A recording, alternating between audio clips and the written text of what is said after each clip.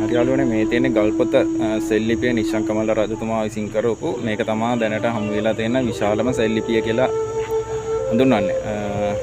අපි බලමු මේ සෙල්ලිපිය ගැන.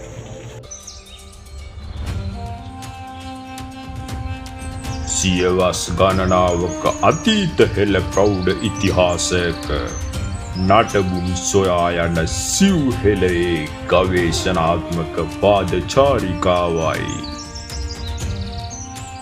සිව්හෙළ උරුමය සොයා සිව්හෙළ උරුමය සොයා සිව්හෙළ උරුමය සොයා.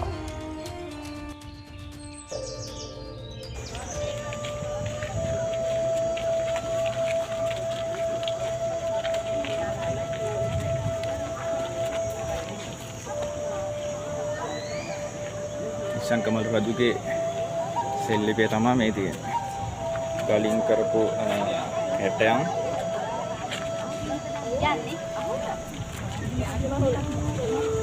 වලට පේනවා සෙල්ලිපිය සෑහෙන විශාල සෙල්ලිපියක්. ගලින් කරපු කැටයන් තියෙනවා අඩේටම.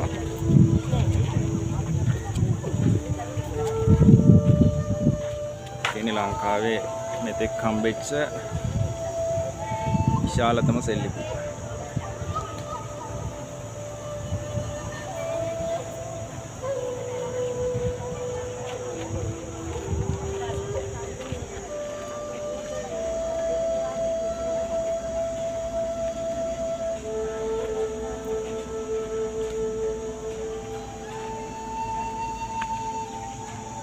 ගල්පොත්ත සෙල්ලිපිය කියලා කියන්නේ මේකට තමයි.